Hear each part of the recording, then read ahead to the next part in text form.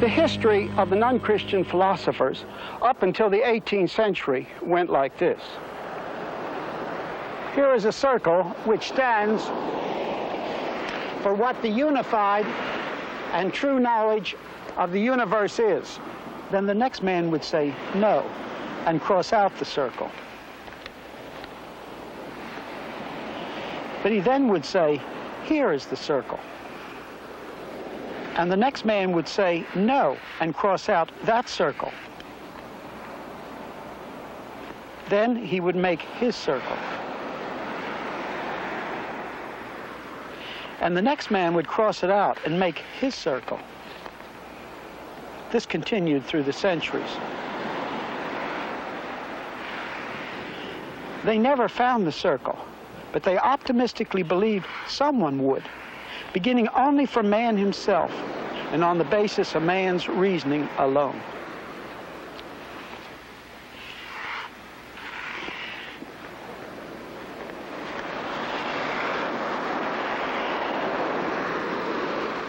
Then the endless row of circles through the centuries and the crossing out were broken. And a drastic shift came because the humanistic ideal had failed. Humanistic man gave up his optimism for pessimism. He gave up the hope of a unified answer.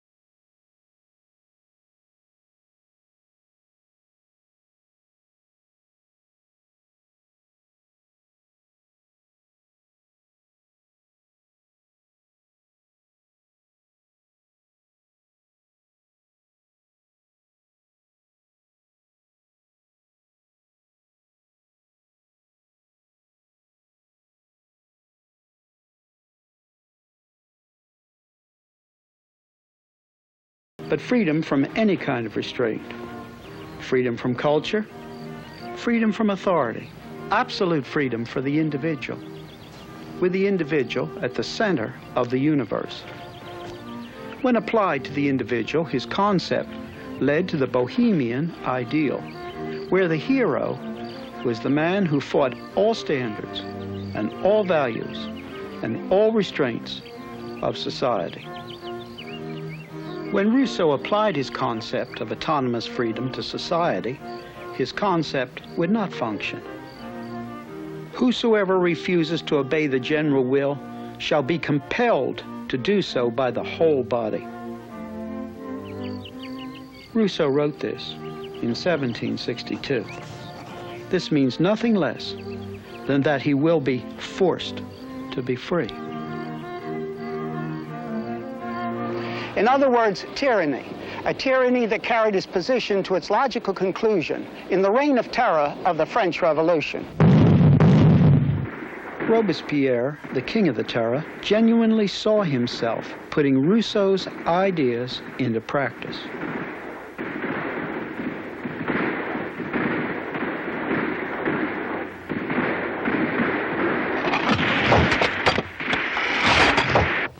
Paul Gauguin was a follower of Jean-Jacques Rousseau. In his hunt for total freedom, he deserted his family. He went to Tahiti, hoping to find there the noble savage. And there he found the ideal of the noble savage to be an illusion. As he worked on this painting, he also wrote about it. He called it a philosophical work comparable to the gospel. But what a gospel. Gauguin himself said, "Close to the death of an old woman, a strange, stupid bird concludes. Whence? What? Whither? O sorrow, thou art my master. Fate, how cruel thou art. and always vanquished. I revolt. What he found in Tahiti was death and cruelty.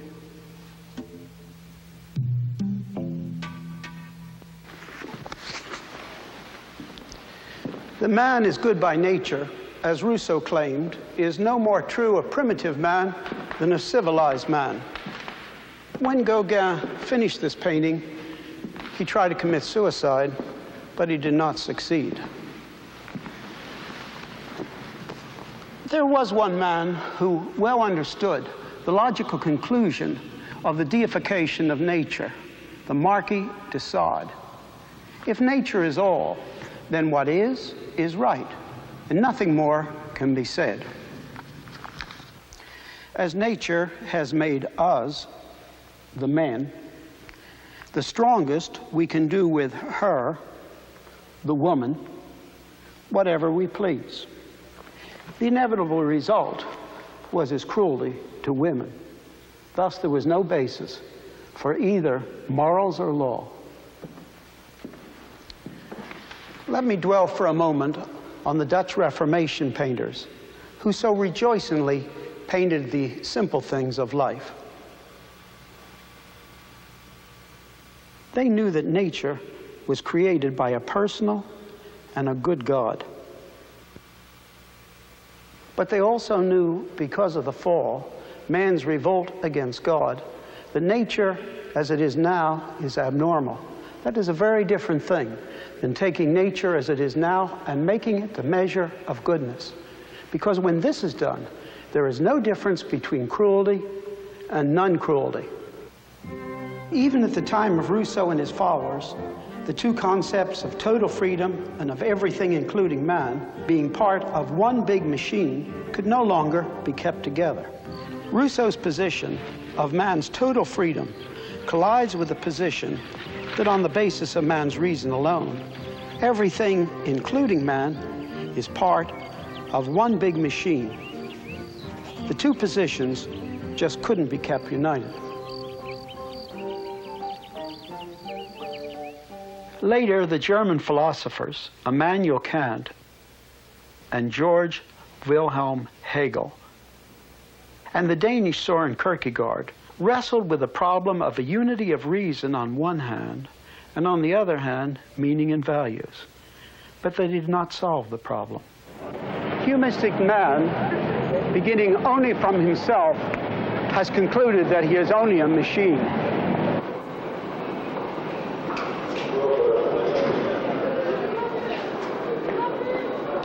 Humanistic man has no place for a personal God.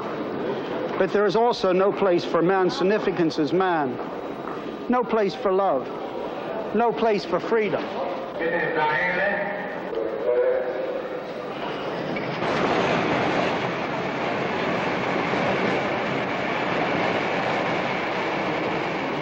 Man is only a machine, but the men who hold this position could not and cannot live like machines. If they could, modern man would not have his tensions, either in his intellectual position or in his life. But he can't.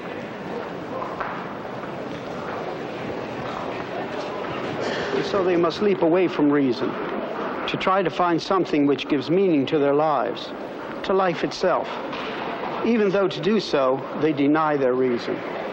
Once this is done, any type of thing could be put there, because in the area of non-reason, reason gives no basis for a choice. This is the hallmark of modern man. How did it happen? It happened because proud, humanistic man, though he was finite, insisted in beginning only from himself and from what he could learn without other knowledge. He did not succeed. Perhaps the best known of the existential philosophers was Jean-Paul Sartre. He used to spend much time here in Paris at the Durmago.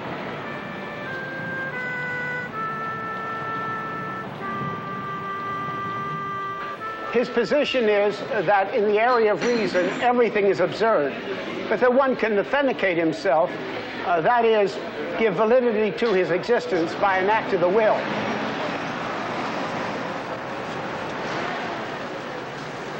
With Sartre's position, one can equally help an old woman across the street. Merci, monsieur. Oh, ben, vous savez de nos jours, hein? Merci, monsieur. Merci beaucoup. Or run her down. Reason was not involved, and there was nothing to show the direction that this authentication by an act of the will should take. But Sartre himself could not live consistently with his own position. Adressé au président du tribunal international sur les crimes de guerre par le président Ho Chi Minh. At a certain point, he signed the Algerian Manifesto, which declared that the Algerian War was a dirty war. This action meant man could use his reason to decide some things were right and some things were wrong, and so he destroyed his own system. Au moment où les impérialistes américains intensifient à outrance l'escalade. Karl Jaspers, a German existentialist, tended to have the greatest impact on the thought and life form which followed existential thought. According to him, we may have some huge experience, which gives us the hope that perhaps there is a meaning to life, even though our reason tells us that life is absurd. He calls this a final experience. Martin Heidegger was another existential philosopher who said that the answer was in the area of non-reason. The German philosopher said there is something he called angst, a general feeling of anxiety one feels in the universe. This feeling, this mood of anxiety, revealed existence, and this imposes on us a call for decision. Out of this mood comes meaning to life and to choice, even against one's reason. Meaning which rests on nothing more than this vague feeling of anxiety, so nebulous it doesn't even have a specific object. As Martin Heidegger grew older, this view became too weak for him, so he changed his position. Existentialism as a form of philosophy has all but disappeared. But more and more people are thinking this way, even if they do not know the name existentialism. To them, reason leads to pessimism. And so they try to find an answer in something totally separated from reason. Aldous Huxley, the English philosopher and writer, proposed drugs as a solution. According to him, we should give drugs to healthy people.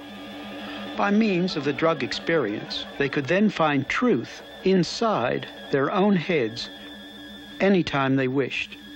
What was left for Huxley and his followers was truth inside man's own head. To them, objective truth was gone. The drug culture and the mentality that went with it had its own vehicle which crossed the frontiers of the world, which were otherwise almost impassable by other means of communication. This record became the rallying cry of many of the young people throughout the whole world. It expressed the essence of their lives, their thoughts, and their feelings.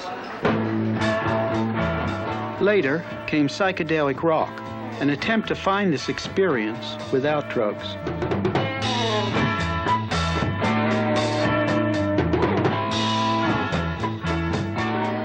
The younger people, and the older ones, tried drug taking, but then turned to the Eastern religions. Both drugs and the Eastern religions seek truth inside one's own head, in negation of reason. The central reason for the popularity of Eastern religions in the West is a hope for non-rational meaning to life and values. The reason young people turn to the Eastern religions and so on is simply the fact, as we have said, and that is that man having moved into the area of non-reason, you can put anything up there. And the heart of the Eastern religion is a denial of reason. just exactly as the idealistic drug-taking was. And so the turning to the Eastern religions today fits exactly into the modern existential methodology, the existential thinking of modern man, of trying to find some optimistic hope in the area of non-reason when he's given up hope on a humanistic basis of finding any kind of unifying answer to life, any meaning to life in the answer of reason. Though demons do not fit into modern man's conclusions on the basis of his reason, many modern people feel that even demons are better than everything in the universe, being only one big machine.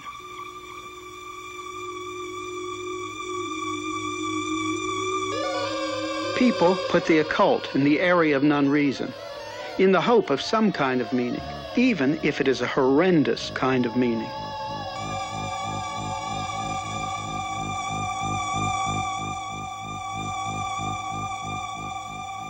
One must feel as a Christian a real sorrow for these people. But as far as the blame is concerned, we must understand these people who have turned to this are not to blame. They must bear their own kind of blame of individual choices. But basically, they're not to blame. The church is to blame, because the church, with its liberal theology, has left a vacuum. Man, beginning from himself alone, was now expressed and taught in theology and in theological language. In the Renaissance, men had attempted to mix Aristotle and Plato with Christianity. This new theology was an attempt to combine the rationalism of the Enlightenment with Christianity. It is often called religious liberalism. It was embarrassed by the supernatural and often denied it entirely. For example, the resurrection of Christ from the dead. But it tried to hold on to a historical Jesus by sifting out from the New Testament all those supernatural elements which the New Testament taught about Jesus.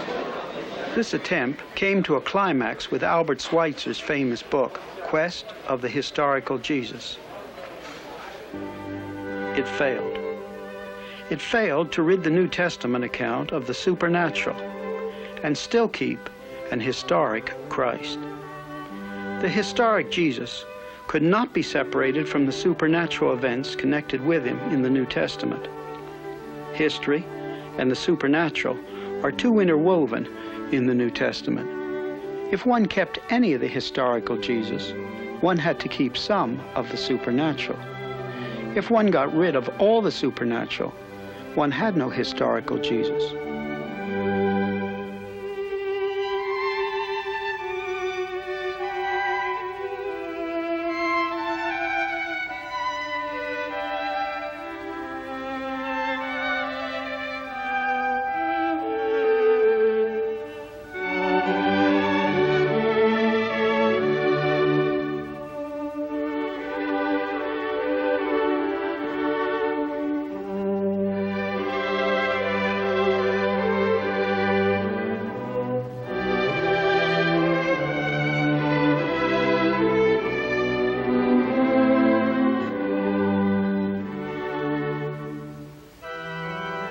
We should remember Schweitzer's humanitarianism in Africa, his genius as an organist, and his expertise concerning Bach.